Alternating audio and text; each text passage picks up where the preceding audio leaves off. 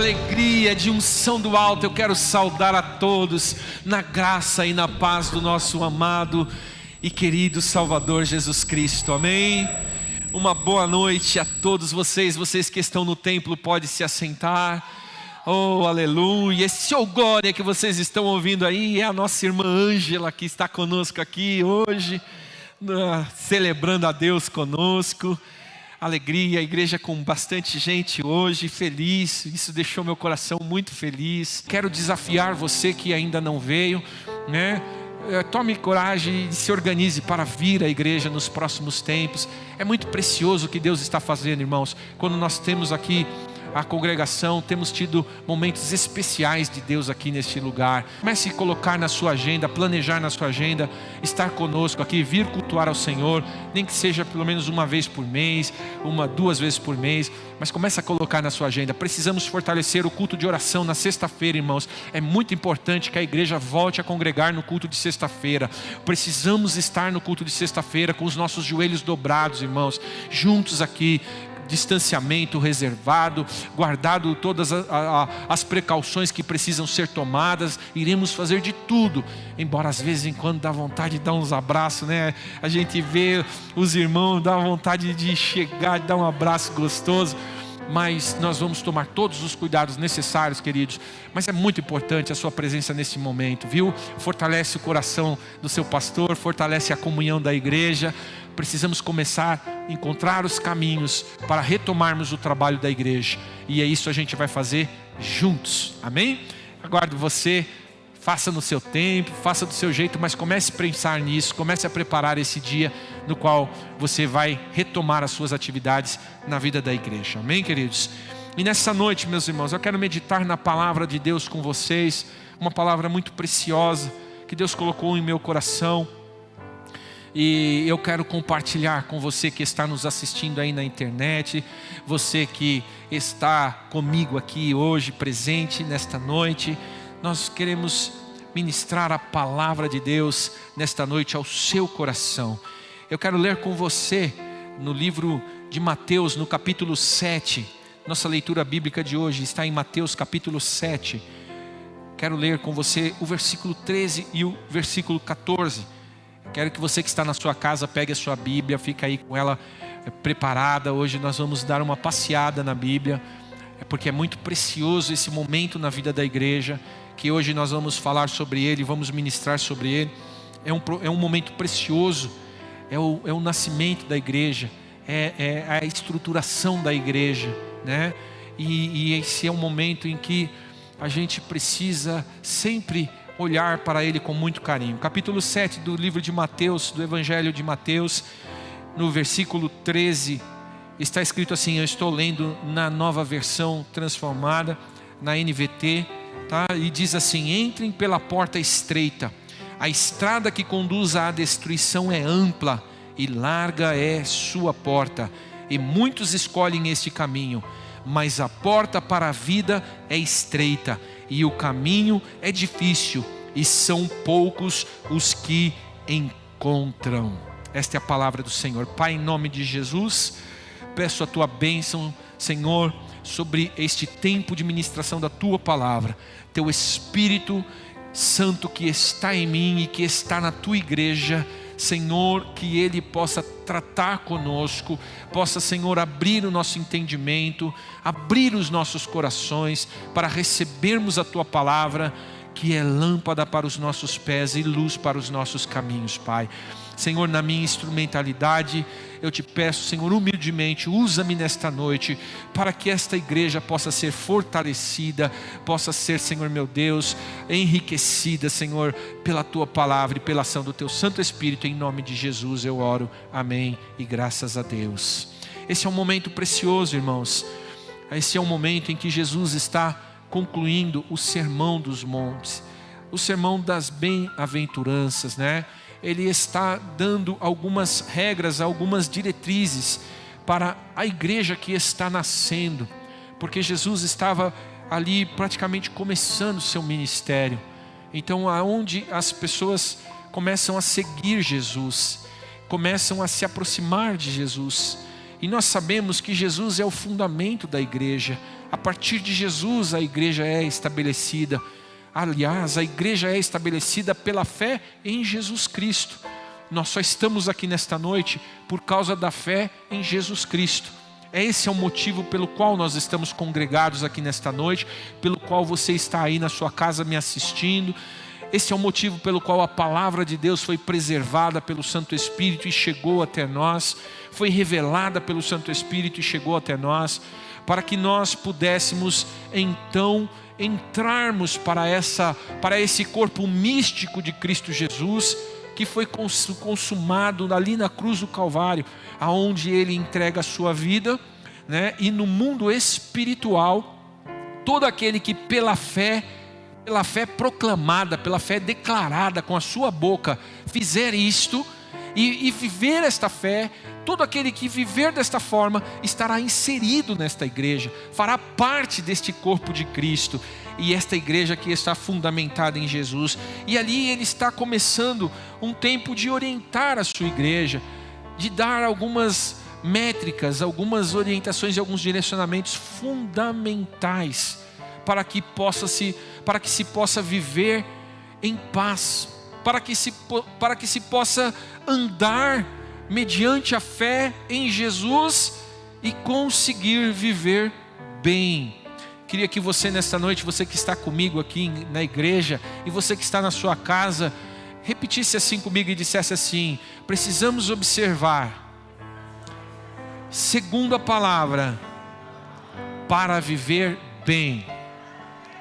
Para viver bem. Essa é a direção de Cristo. É interessante que ele vai, nas suas orientações, Ele vai colocar muitas diretrizes que vão ser verdadeiros alertas para que nós venhamos nos abster de certas coisas e venhamos tomar posse e praticar outras, porque Ele vai nos direcionar por uma caminhada que Ele, com o seu conhecimento, como Deus que era, né? Porque Ele era Jesus homem, mas Ele era 100% Deus também. Então Ele tem a condição de dizer algo a respeito do mundo espiritual e de dizer algo, como é que o mundo espiritual influencia o mundo material e como o mundo material influencia o mundo espiritual. Como é que as bênçãos de Deus chegam até nós e como é que nós desfrutamos das bênçãos de Deus. E o que Jesus está fazendo aqui é justamente isso.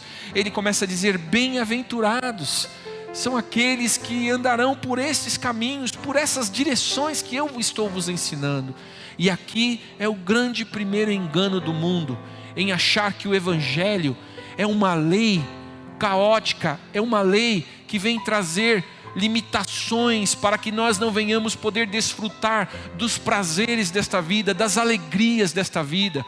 É muito triste as pessoas olharem para a igreja, olharem para o Evangelho e achar que o Evangelho é uma cadeia, que o Evangelho é uma prisão. Não é nada disso. Antes, Jesus veio para nos libertar de toda e qualquer cadeia, de toda e qualquer opressão. Nós somos felizes em Jesus Cristo. Ele está aqui dizendo para a igreja que estava nascendo naquele momento, Ele está dizendo: vocês têm tudo para serem super felizes, bem-aventurados. Porque Jesus nunca veio para trazer morte ou destruição, ou angústia, ou miséria. Ele veio para nos trazer vida e vida abundante. E essa é uma verdade soberana. O Sermão do Monte é um compêndio de orientações de Jesus para esta igreja que está nascendo. E é importante nós observarmos os acontecimentos em volta deste momento tão precioso, porque há cumprimento da promessa, há um movimento espiritual acontecendo naquele momento em Jerusalém. Todo mundo Jerusalém está oriçada, Jerusalém está vivendo um momento de grande êxtase. Por quê? Porque o zum zum zum da promessa, o zum zum zum daquilo que os profetas falavam, estava acontecendo, estava sendo ouvido a respeito daquelas coisas. Então as coisas estão acontecendo. Sabe, muitas vezes, irmãos, nós estamos tão desapercebidos na nossa vida, que nós não percebemos o trabalhar de Deus, nós não percebemos o agir e o mover de Deus em nossas vidas, porque nós estamos atolados nas nossas dificuldades, nas nossas ansiedades, nos nossos medos, nos nossos receios. E aí nós começamos a ficar apáticos com relação à verdade soberana da palavra de Deus que está estabelecida. E nós precisamos entender, meus irmãos, que as coisas estão se cumprindo. Quando Jesus, pouco antes de chegar a esse momento tão precioso na vida da igreja, né? Esse momento tão histórico para aquele povo que estava ali sendo chamado por Jesus, né? Antes um pouco disso, ele vai ser batizado. Em Mateus capítulo 3, versículo 15, ali tem um momento no qual Jesus chega para ser batizado diante de João Batista. E quando João Batista vê Jesus, né? É tão interessante esse momento, é tão especial esse momento, irmãos. E nós precisamos olhar esses momentos e perceber as preciosidades desses momentos na história da igreja, na vida da igreja, né? Quando João Batista vê Jesus, né? Ele vai pedir para João Batista, Jesus vai pedir para João Batista batizá-lo, né? Mas olha o que João Batista responde para Jesus. João Batista antes, no versículo antes, 14 ou 13, ele vai falar para Jesus: eu não posso nem te batizar, eu não sou digno nem sequer de carregar as suas sandálias, de desatar as suas sandálias, e quem sou eu para te batizar? Mas olha o que Jesus responde para ele no versículo 15, Mateus capítulo 3, versículo 15, Jesus responde: é necessário que seja assim, pois devemos fazer tudo que Deus requer. E então João concordou em batizá-lo. Olha que interessante, irmãos, as coisas estão acontecendo dentro do plano de Deus, e é muito importante estarmos atentos à voz de Deus, porque esses conflitos, eles constantemente acontecem em nossas vidas, de nós entendermos que muitas vezes parece que Deus está omisso, que Deus está com a sua mão encolhida, não está agindo, não, mas Ele está agindo. E aí a gente vê a ação de Deus. Quando a gente percebe a ação de Deus, a gente vai vai ter esse sentimento que João Batista teve no coração, de que, puxa, eu não sou merecedor disso que está acontecendo comigo. E parece que muitas vezes eu sinto falta disso na vida da igreja. A igreja parece que não consegue mais ser impactada pelo poder do Espírito Santo, pelo mover do Espírito Santo, pela autoridade da palavra, pela alegria do Senhor, coisas que deveriam estar fazendo diferença nesse momento em que o globo inteiro está apático, está com medo, está receoso por causa desta pandemia. Neste momento, nós que somos filhos da luz, deveríamos estar refletindo a glória, o amor, a alegria de Deus. Deveríamos estar sendo uma referência para aqueles que estão cansados e sobrecarregados. Poderíamos estar repercutindo a voz de Jesus Cristo que diz: vinde a mim, vós que estáis cansados e sobrecarregados, e eu vos aliviarei. Nós somos este povo, como João Batista aqui, naquele dia viu Jesus, ele falou: nossa, o que está acontecendo aqui? É verdade, o que eu estava pregando desde a minha juventude está acontecendo. Eu estou diante dos meus olhos vendo a verdade da palavra de Deus se completando.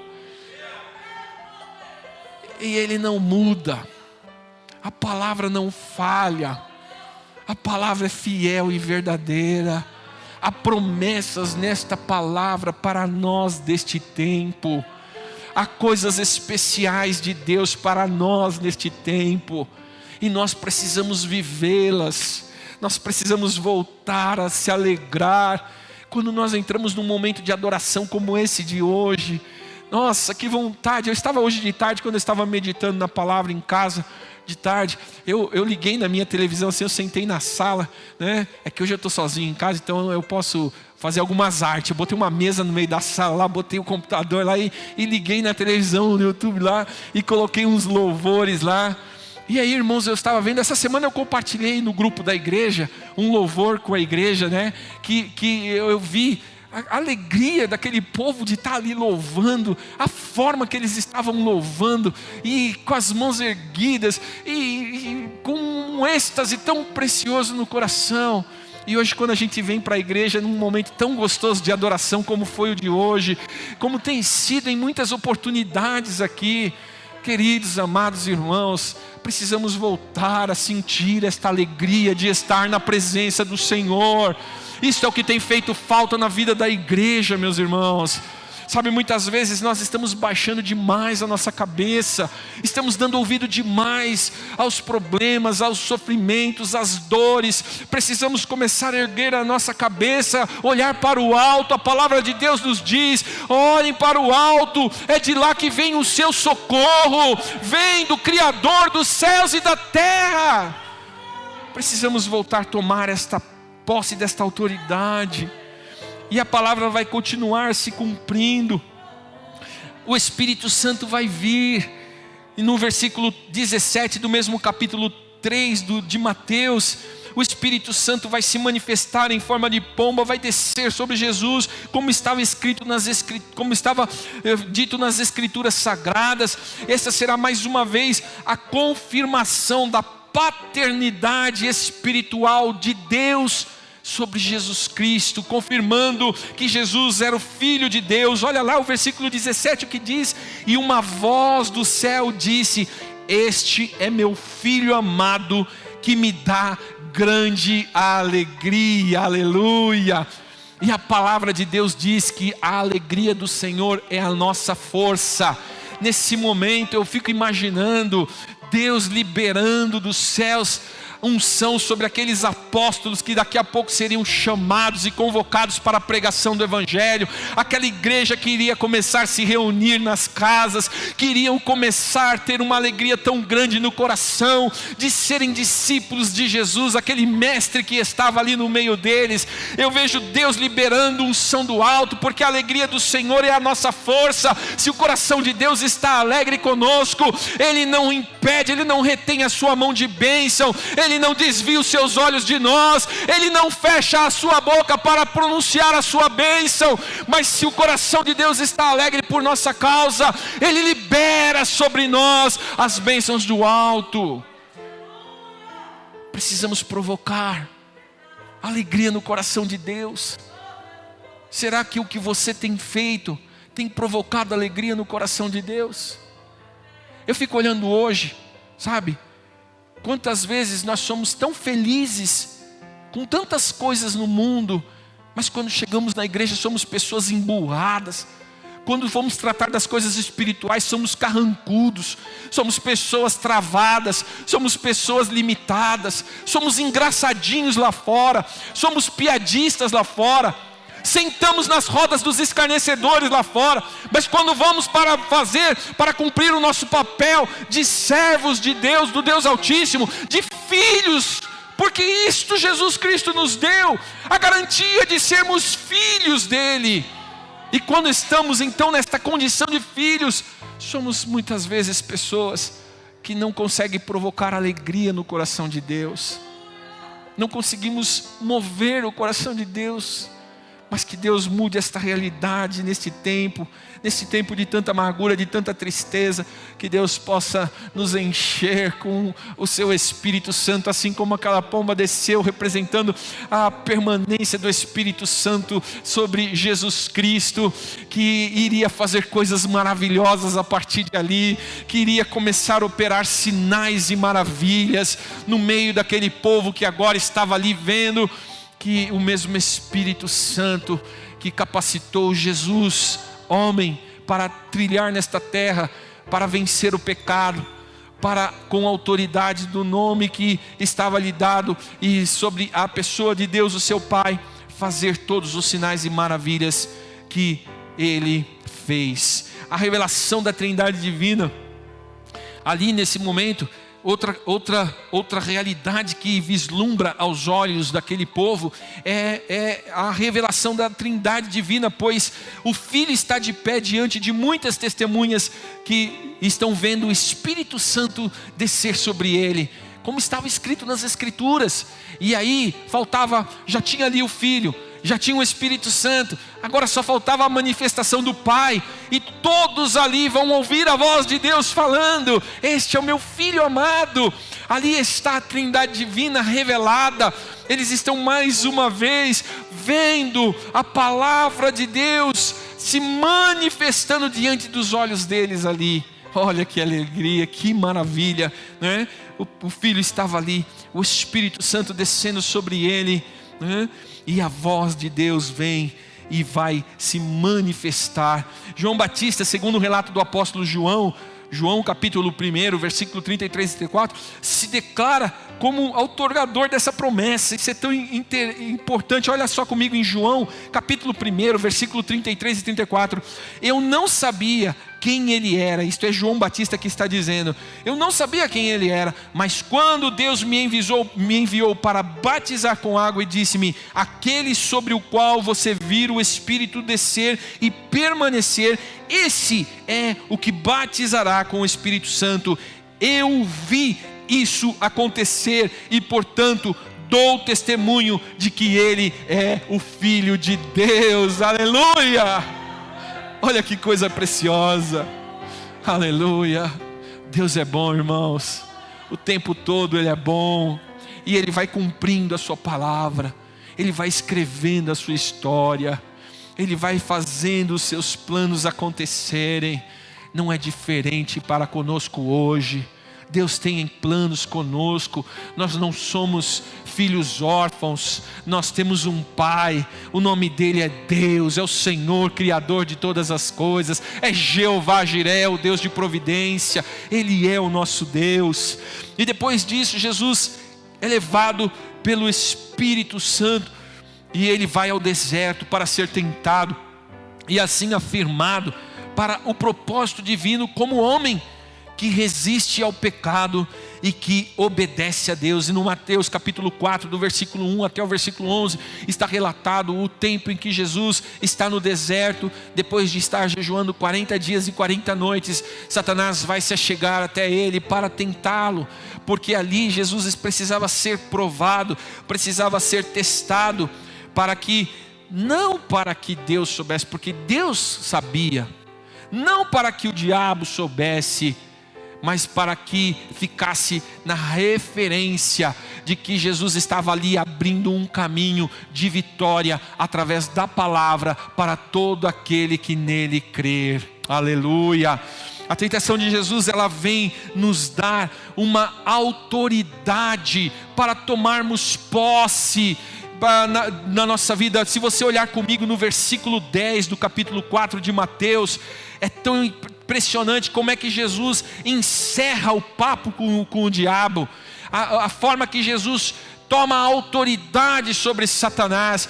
Ele diz assim: saia daqui, Satanás, disse Jesus, pois as Escrituras dizem: adore o Senhor seu Deus e sirva somente a Ele. Jesus com autoridade diga: sai, arreda, Satanás, tu não tem nada comigo, o meu vínculo é com a palavra, o meu louvor é do Senhor, a minha vida é do Senhor, o que eu sou, o que eu tenho, o que eu faço é do Senhor. Aleluia!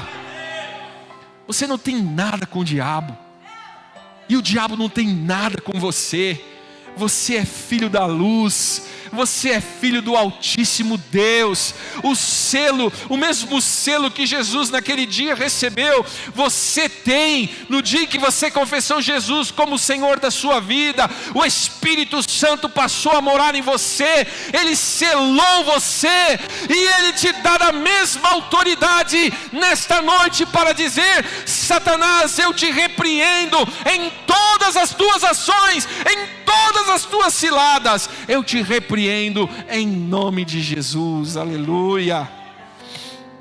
E o versículo 11 diz que Satanás não tinha mais ambiente para ele ficar ali, e aí Satanás vai embora, e em seguida um coro de anjos vai cercar Jesus e adorar a Deus por causa da vitória daquele tempo tão impressionante. Irmãos, é assim ainda hoje. Quando nós resistimos ao diabo, ele foge de nós. Jesus é glorificado por nossas vidas. Os anjos que estão determinados a estarem acampados ao redor das nossas vidas, para nos livrar de todo mal, para nos guardar. Esses anjos que estão acompanhando nossas vidas, esses anjos, eles estão louvando a Deus cada vez que você consegue ouvir a voz do Espírito Santo e olhar para a palavra de Deus e achar um caminho de repreender Satanás. Não podemos esquecer que Israel foi levado para o deserto para ser provado, para ser tentado, mas Israel não resistiu, porque no deserto eles ainda não tinham o Espírito Santo, eles tinham a lei, mas a lei ela enquadra o homem dentro das suas fraquezas, dentro das suas fragilidades. A lei, ela veio para punir, ela veio para fazer com que o homem se enquadre dentro dos seus erros, que ele perceba e ele vai ver as suas fraquezas, vai expor as suas fraquezas.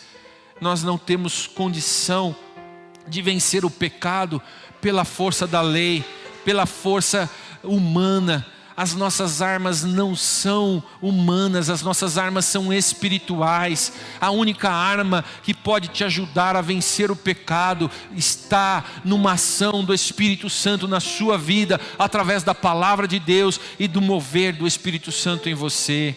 Não tem como vencer o pecado, meu irmão, de outra forma. Não tem como sair dos desertos da vida de outra forma. Somente observando segundo a palavra de Deus. Somente passando pelas provações. E no meio das provações, clamando ao Senhor, buscando a Ele de todo o coração.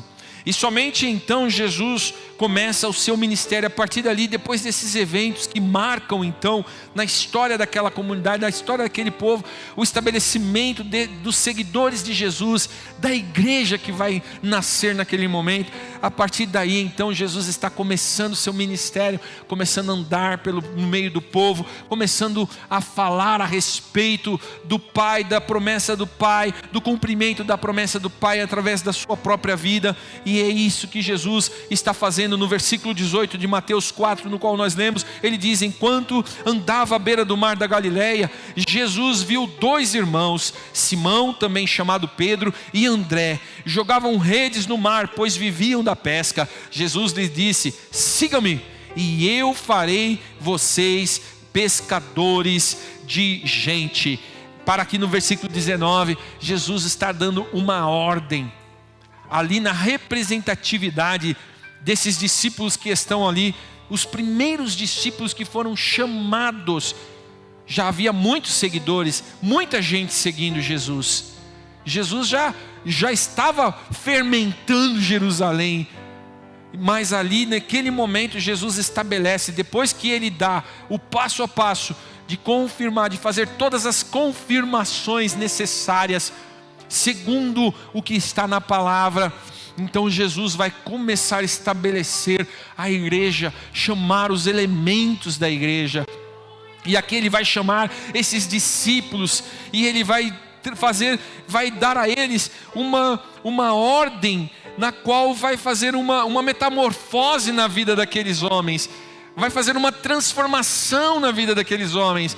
Eles vão deixar de ser pescadores de peixe para serem pescadores de homens, de almas, buscadores daqueles que precisam ser resgatados para a glória do nome do Senhor. Esta mudança, esta metamorfose que vai acontecer na vida desses homens, ela é preciosa demais para a história da igreja, porque ela é, na verdade, uma ilustração do que deve acontecer conosco. O que deveria, pelo menos, depois que somos batizados, depois que somos chamados pela fé em Cristo Jesus. Olha só o versículo 19, o versículo 20, continuando o capítulo 4 de Mateus, versículo 20 diz assim, que depois que Jesus disse: siga-me e eu farei de vocês pescadores de gente, no mesmo instante deixaram suas redes e os seguiram. No mesmo instante, na mesma hora, houve uma mudança. Alguma coisa mudou no coração daqueles homens. Pergunta: quando você tem ouvido a voz de Deus pelo Espírito Santo, Alguma coisa tem mudado na sua vida? Você tem feito alguma coisa diferente? Quando você ouve a voz de Deus te dando alguma orientação a respeito de algo que Deus quer que você faça, a respeito de algo que Deus está colocando e confiando na sua mão, a respeito de algo que Deus já enxergou em você, que você é capaz de fazer. Quando você ouve esta voz deste Espírito Santo que está dentro de você, falando para você: vai, eu preciso de você. Alguma coisa está mudando. Ou você simplesmente ignora e toca o barco e volta para o mar pescar peixe. Ou você simplesmente vira as costas. Está na hora de você começar a dar um pouquinho mais de atenção para essa voz. Sabe por quê, irmãos? Porque esta chamada que Jesus faz para estes homens vai mudar a vida deles, vai transformar os valores deles, os objetivos de vida, vai dar a eles uma nova visão, uma nova perspectiva. Sabe por que muitas vezes nós estamos morrendo na caminhada com Jesus? Porque a nossa perspectiva ainda está na terra, a nossa perspectiva ainda está nas coisas materiais. Mas Jesus nesta noite está dizendo para você: tire os teus olhos das coisas materiais, olha para o mundo espiritual, onde eu tenho preparado algo maravilhoso para você. Uma experiência maravilhosa. É engraçado como a gente acha lindo ver alguém colocar a mão sobre o outro e curar, mas esta autoridade foi dada para você. É interessante como a gente acha valoroso, né? Chamar as pessoas para irem para a nossa igreja receber uma oração. Quando você estiver vivendo o projeto de Deus para a sua vida, dentro do macro plano dEle, meu Deus do céu, você não vai conseguir ficar calado diante das necessidades que Deus vai colocar diante dos seus olhos. Você vai atuar, você vai agir, porque há uma metamorfose na sua vida e no seu coração. Aleluia. Jesus, ao proferir este sermão do monte, ele está estruturando uma orientação de fé para o povo de Israel. Ou melhor, ele está reestruturando uma orientação de fé para aquele povo que até então estava aguardando o cumprimento das profecias. Agora eles estão diante do acontecimento. Eles estão vivendo a profecia.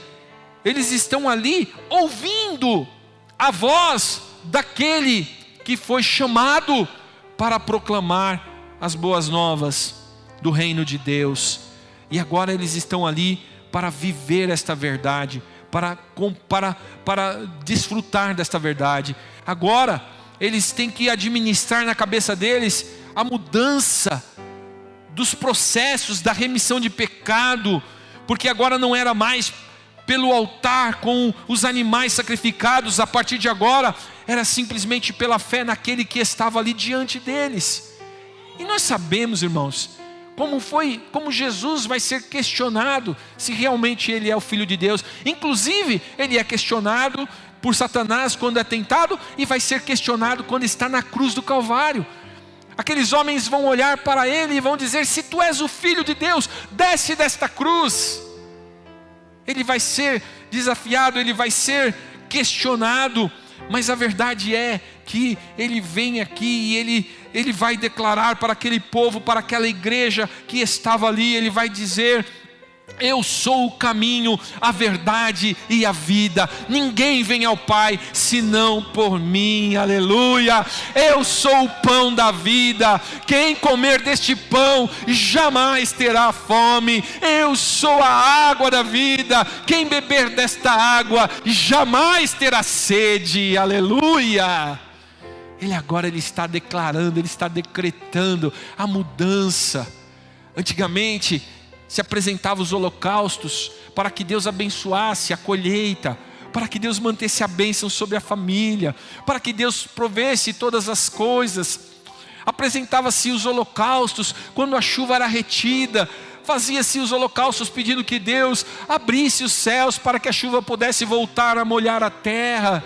Mas agora, meus irmãos, agora tudo isso está ligado diretamente através da pessoa de Jesus Cristo. Este acesso foi dado a eles, mas eles precisavam entender isso. Eles precisavam poder desfrutar desta realidade através da fé, através da experiência da ação do Espírito Santo na vida deles.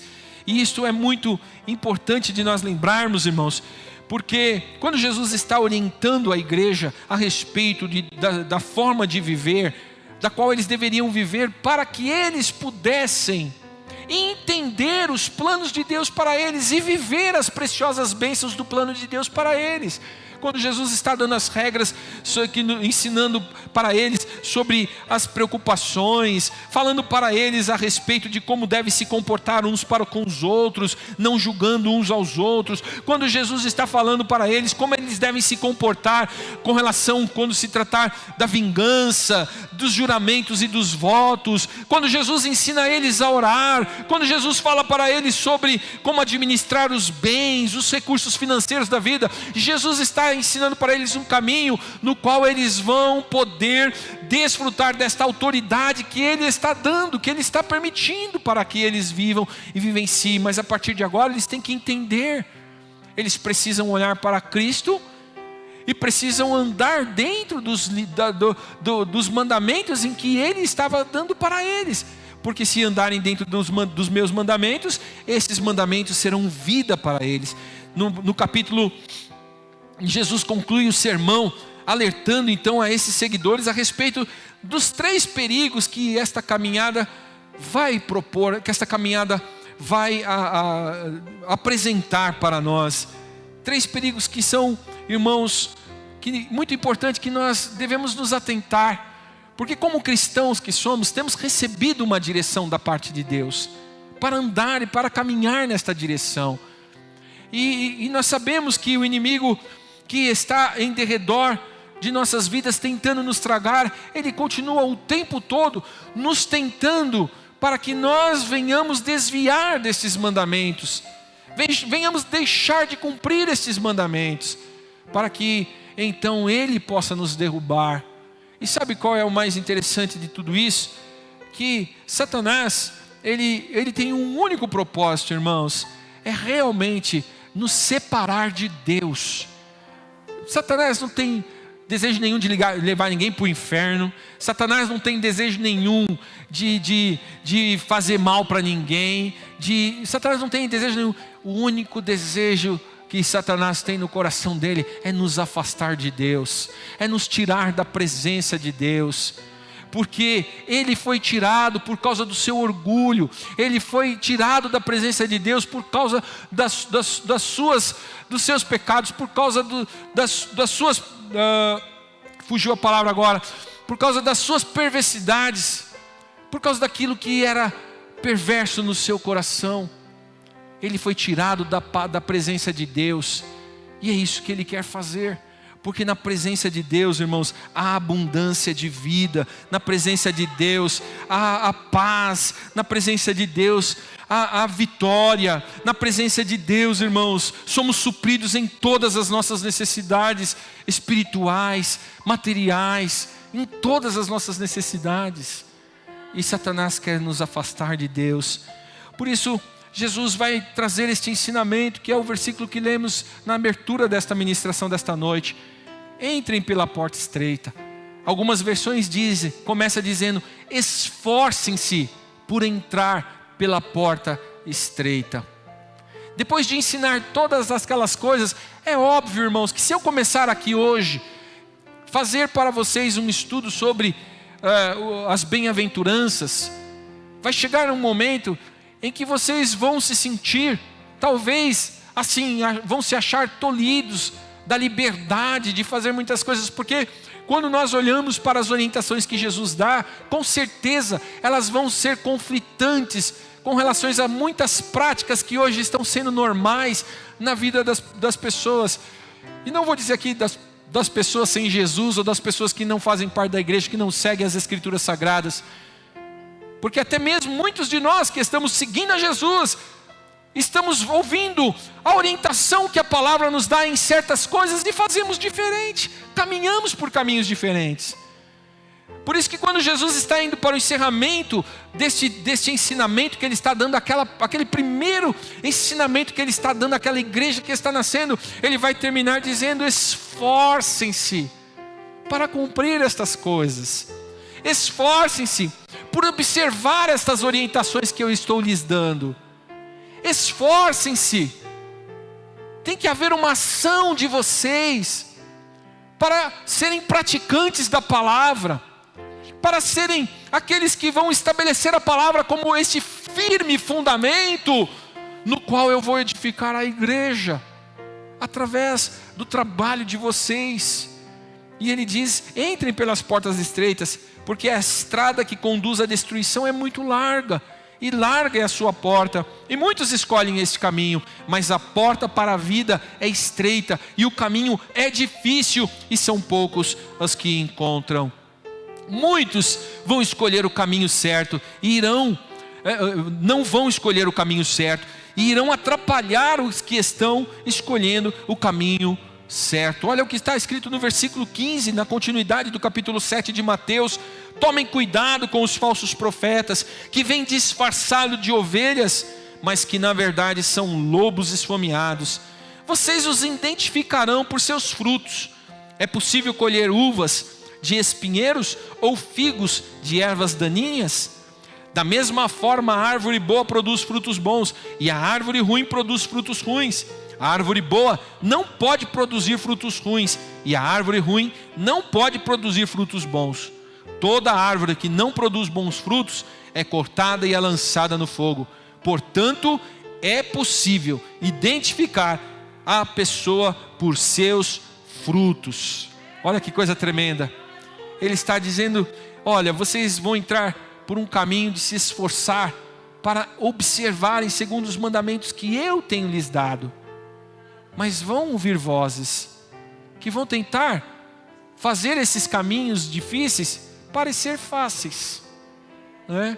Quando certas regras começam a afrouxar para acomodar as nossas práticas equivocadas, então, queridos, nós estamos achando meios para que nós venhamos sair do caminho certo, sairmos do caminho estreito, que vai nos levar à porta estreita, que nos levará para a vida, e estamos achando atalhos.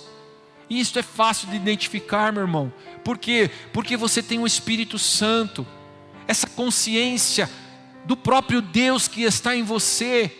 Não tem uma única vez. Se você é um homem de oração, se você é uma mulher de oração, se você é uma mulher que ama a palavra do Senhor, que tem tido comprometimento com a palavra do Senhor, não tem uma única ação que você irá fazer que este Espírito que está dentro de você não irá te responder, não irá te alertar, não irá fazer você ficar angustiado na sua alma.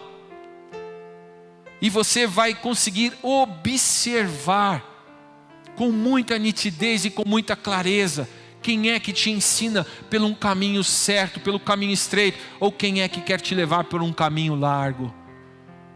É muito fácil de observar isto, irmãos. E isto é o cuidado que nós temos que ter.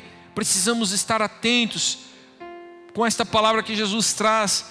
Ele está dizendo para nós: fiquem focados naquilo que eu vos tenho dito, porque a grande verdade, sou eu quem dou o veredito final, sou eu quem bato o martelo em cima de todas as coisas. Então a sua consciência não deve ser regida pelas coisas da naturalidade humana, mas elas precisam ser regidas pela vida espiritual que está plantada em você. e a voz de Cristo tem que ser o árbitro no seu coração. Só quem fica firme no caminho certo provará do poder de Deus para vencer e receber o galardão. Capítulo 7, no versículo 24, ele diz: quem ouve as minhas palavras e as pratica é tão sábio como a pessoa que constrói a sua casa sobre uma rocha firme. E vocês conhecem a continuidade desta palavra: vem o vento, quem está na rocha firme não é derrubado. E é engraçado, quer ver um exemplo, irmãos, de seguir o caminho pelo caminho largo e seguir pelo caminho estreito? É que muitas vezes a gente pensa que essas tribulações que Jesus está falando aqui, né, que quem está firmado na rocha, né, não vai sentir essas tribulações. Muitas vezes a gente só tem na nossa mente aquela concepção de que eu não vou passar necessidade, eu não vou não vou ser desempregado, eu não vou ter problema de saúde, se eu tiver firmado na rocha, então eu não vou passar tribulação, eu não vou passar nada disso, porque eu estou firmado na rocha. Mas não tem nada a ver. Quando nós estamos firmados na rocha, o vento vem e não nos derruba da nossa fé. O que importa para Deus não é nós passarmos problemas nessa vida. O que importa para Deus é nós ficarmos firmes na nossa fé. A rocha que Jesus está falando aqui não tem nada a ver com mansões materiais e terrenas, com vida sem dificuldade ou sem problema, sem choro. Não. Vocês vão ver o que nós vamos ler no final dessa meditação desta noite, a respeito de choro. Nesse tempo, irmãos, que nós estamos vivendo aqui, esse tempo nos reserva provações, tribulações, dias difíceis. Uma vez eu ouvi o pastor Edson Teixeira, numa das suas ministrações, ele falando que um dia ele foi enviado a uma casa para consolar um pai que havia perdido um filho. E quando ele chegou lá, o Espírito Santo de Deus falou ao coração dele e disse: não fala nada, fica calado, fica quieto, só deixa aquele pai chorar nos teus ombros, esteja à disposição dele para o abraçar, para ser o amigo que ele precisa naquele momento, porque não existe palavras para tirar a dor da perda de quem se ama. Mas nós precisamos entender que essas tribulações, que essas provações, essas dores que passaremos nas nossas vidas, não pode mover-nos da maior ambição que nós devemos ter no nosso coração, de continuar seguindo a Cristo, servindo a Cristo de todo o nosso coração, de continuar buscando a Cristo, de buscar a sua palavra, para que Ele possa continuar caminhando conosco. Aleluia. E Jesus continua dizendo, agora ficou difícil aqui, quem passou, consegue um papelzinho, eu acho que eu tenho aqui. Temos que se ficarmos firmes no caminho, Deus nos provará do seu poder. Quem ouve as minhas palavras e as pratica é tão sábio como as pessoas que constroem a sua casa sobre uma rocha firme. E ainda no versículo 28, depois que Jesus faz esta analogia sobre quem está ouvindo a palavra, quem está ficando firme na palavra, está firmando a sua vida e não será abalado, porque está firmando em algo que é sólido, que é a palavra de Deus, que não volta atrás, que não é mentirosa, que se cumpre, né? E ele termina no versículo 28 dizendo: quando Jesus acabou de dizer essas coisas, a multidão ficou maravilhada com esse ensino, pois ele ensinava com verdadeira autoridade, diferente dos mestres da lei. Olha que coisa interessante. Sabe, se você não for um dependente, vamos chamar assim, um dependente pastoral, porque tem muita gente que é dependente pastoral, pessoas que, sabe, acham que eu tenho o meu peso como pastor seu, que é espiritual diante de Deus, mas a sua vida, a experiência espiritual da sua vida, ela está muito mais ligada com esta palavra do que propriamente dito comigo, que sou seu pastor. A maior experiência que você vai viver não vai ser através de uma revelação que Deus vai me dar aqui em cima do púlpito, que eu vou dizer para você: eis que vejo de mim mesmo, meu servo, que você vai conhecer todas as nações, ou que Deus vai te prosperar. A maior experiência que você vai viver com Deus é aquela que você vai descobrir através desta prática, desta palavra verdadeira na sua vida. E aquele povo estava se alegrando com o que Jesus estava dizendo para eles. Você pode até tentar fazer uma analogia e dizer assim: mas pastor, Jesus não era o pastor deles? Não, Jesus ali é o verbo vivo, é a palavra encarnada. O que ele está falando é o que nós repetimos hoje. O que ele estava falando e estabelecendo ali naquele momento é a palavra que norteia as nossas vidas hoje, é a palavra que nos orienta, que nos dirige, é a palavra que deve estar fixada em nossos corações para nos manter firmes e não nos deixar ser abalados. E Jesus alerta então sobre os dois caminhos: o caminho largo e a porta é larga. O caminho daquele que escolhe não passar pelas tribulações por causa da fé. O caminho largo é aquele que escolhe não passar pelas tribulações por causa da fé em Jesus Cristo. É aquele que se torna o eu autônomo. Ele não quer dependência de Deus, não se arrepende dos seus pecados, acredita não precisar do perdão de Deus. Esquece que hoje nós vivemos muito disso, né? Parece que a consciência de pecado está desaparecendo do meio do povo. Parece que nós não estamos mais nos achando tão pecadores assim. Tem muitas pessoas achando que já tem méritos diante de Deus. Você vai fazer tudo na sua vida, meu irmão. Você pode fazer muitas boas obras na sua vida. Você pode ser uma bênção para muitas pessoas, cumprir muitas leis, cumprir muitos mandamentos, mas nunca se esqueça que você só alcançou a salvação por causa da graça, por causa do amor de Deus revelado em Cristo Jesus e por causa da sua fé declarada neste Jesus que você diz crer. Ele é o autor e consumador da sua fé. Ele está a mudança da sua caminhada para a morte para uma caminhada para a vida. A pessoa que não se arrepende, né, aquela pessoa que se pretende autônoma, né, vai construindo sua história de forma artificial, como se constroem próteses para substituir uma carne natural. Eu lembrei disso aqui quando eu estava escrevendo isso aqui. Eu lembrei de quanto muitas vezes nós vemos essa necessidade de substituirmos, né, alguma coisa natural por alguma coisa artificial, né? E a gente vai vivendo nessa vida fazendo tantas substituições, irmãos. Eu lembro que quando Paulo orienta a igreja, se eu não me engano, em Coríntios, ele vai dizer uma coisa tão importante. Ele fala assim, que o amor não seja fingido. E muitas vezes nós queremos criar um amor fingido. É uma prótese. A gente cria um amor que hoje nas redes sociais está muito mais fácil de fazer isso, né? Porque você vai lá e posta algumas coisas lá, e exalta certas pessoas, e faz algumas coisas, né?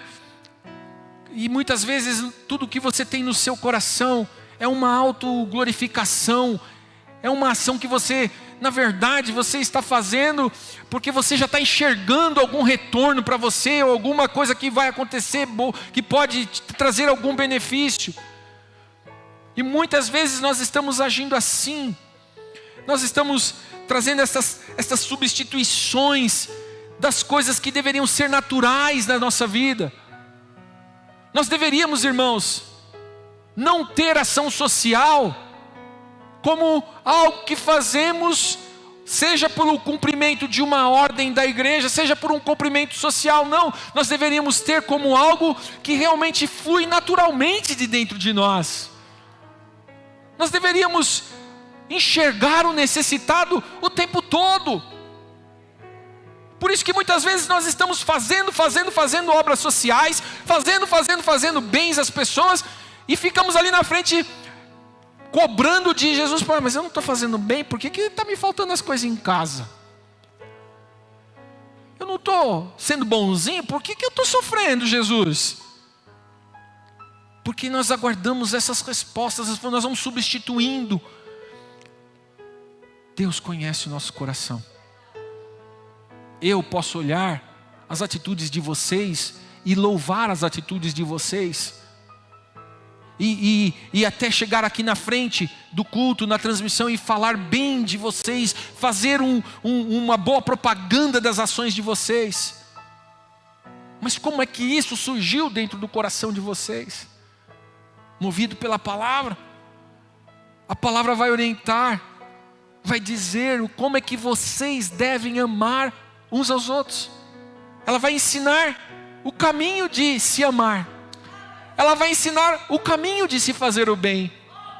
Quando a sua mão direita der, que a sua esquerda não saiba. Jesus vai ensinando uma trajetória de vitória. Uma trajetória que vai fechando a ação do diabo, que vai dizendo não para Satanás. Quando Satanás tenta se levantar para agir de uma forma para te derrubar, a retenção nos céus, com relação a ordens nos céus, para reter a ação do diabo contra a sua vida. Porque Deus conhece o seu coração. Sabe, não adianta fazermos para enganar. Quero partir para o final, algumas ponderações com vocês rapidamente aqui para nós finalizarmos. O caminho estreito e a porta estreita é o caminho indicado por Jesus para dirigir-se à vida e não à morte.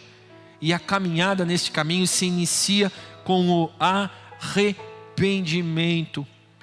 Arrependimento é um ato inicial da biologia da ressurreição e acontece através da bondade de Deus e do dom da fé. Nós, quando recebemos a Jesus, nós somos transformados, como nós vimos ali que aconteceu na vida daqueles discípulos, aquela metamorfose.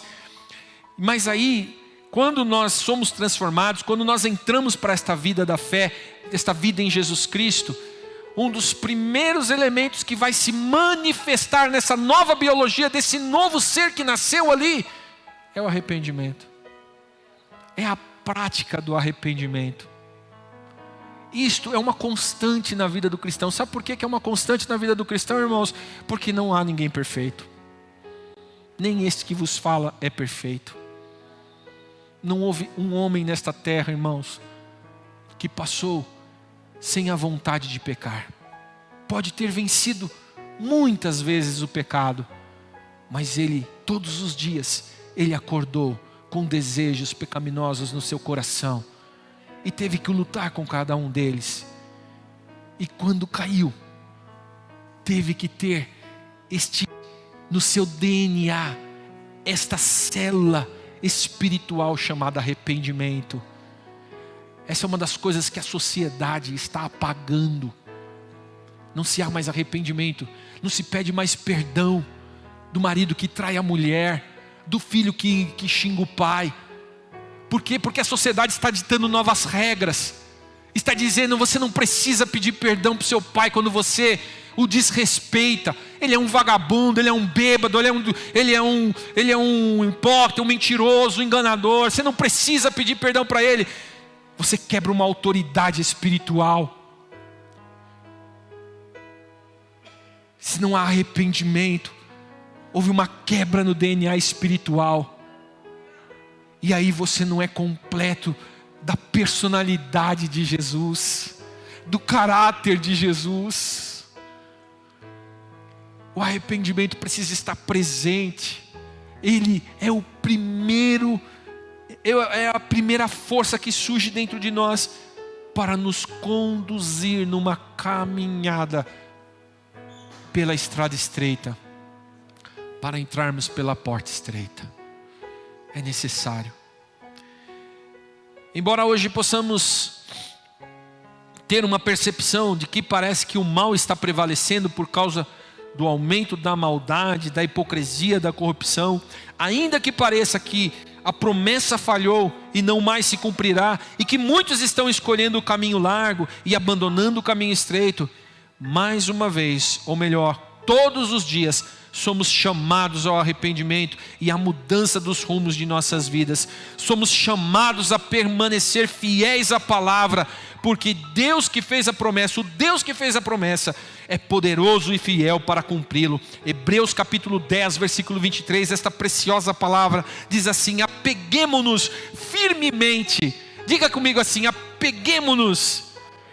Vamos forte, repete comigo: apeguemo-nos firmemente, sem vacilar, oh aleluia, a esperança que professamos, porque Deus é fiel para cumprir sua promessa. Pensemos em como motivar uns aos outros na prática do amor e das boas obras, e não deixemos de nos reunir como fazem alguns, mas encorajemo-nos mutuamente, sobretudo agora que o dia está próximo. Aleluia. Quem sente a volta de Jesus próxima aí? Oh irmãos, esse sentimento só tem quem tem o DNA completo de Jesus Cristo. É por isso que nós estamos firmes, irmãos, congregando. É por isso que nós estamos firmes, continuando. A igreja que um dia foi fundada a partir do ministério do nosso Senhor Jesus Cristo, naquele dia estava começando. Ele deu normas, diretrizes para nós andarmos nelas. Fique firme, fique firme. Por mais que você possa dizer, as pessoas dizer, não, esse negócio da palavra, a palavra foi escrita por homens, a palavra não é tudo isso aí não, a palavra tem um pouco de misticismo, é cultural. Não, esta palavra foi autorizada pelo Deus Altíssimo, Criador de todas as coisas. Pelo seu Espírito Santo ela foi outorgada, ela foi inspirada, ela foi mantida, chegou até nós para que nós pudéssemos vivê-la, praticá-la e desfrutar da vitória que Deus tem preparado para cada um de nós. Deixa eu tomar uma aguinha. E nós vamos encerrar lendo em Apocalipse capítulo 7.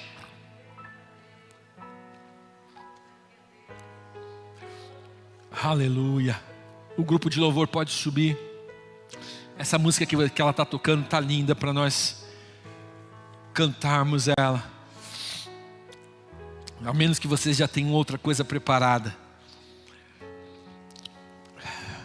Capítulo 7 de Apocalipse, versículo 9. Está desanimado? Está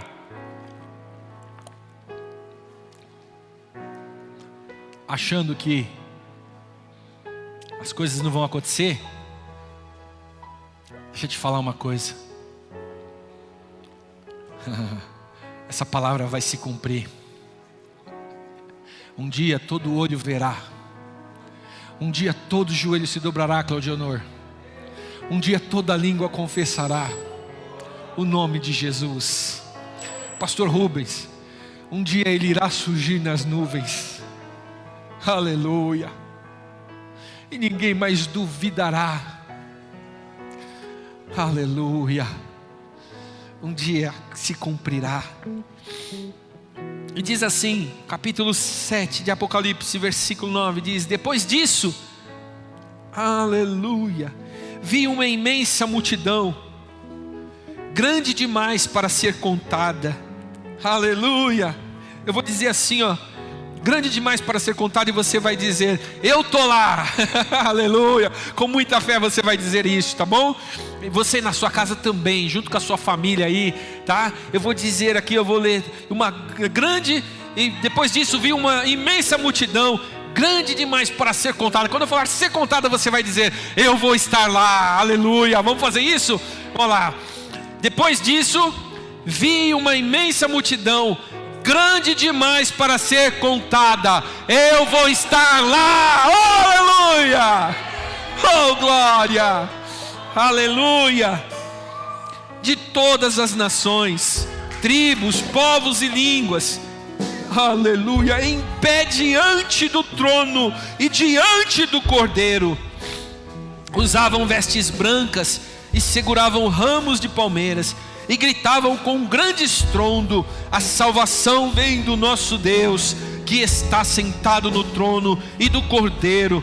E todos os anjos estavam em pé ao redor do trono, dos anciãos e dos 4 seres vivos. Prostraram-se com o rosto em terra diante do trono e adoraram a Deus, cantando: amém, louvor e glória e sabedoria, gratidão e honra, força e poder pertencem ao nosso Deus para todos sempre, amém.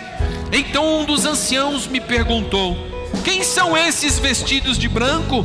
De onde vieram? E eu lhe respondi: Senhor, tu sabes. E ele disse: são aqueles que vieram da grande tribulação, lavaram e branquearam suas vestes no sangue do Cordeiro. Por isso estão diante do trono de Deus, e de dia e de noite o servem em seu templo. E aquele que se senta no trono lhes dará abrigo. Olha só que lindo. Nunca mais terão fome, nem sede, e o calor do sol nunca mais os queimará, pois o Cordeiro que está no centro do trono será o seu pastor. Ele os guiará às fontes de água viva, e Deus, o próprio Deus, enxugará dos seus olhos toda a lágrima. Aleluia! Aleluia. Quando você chegar lá, o próprio Deus vai vir assim, ó, com um lencinho espiritual, Fábio, e vai fazer assim, ó, vai secar do seu rosto toda lágrima. Glória a Deus. Ele vai produzir algo.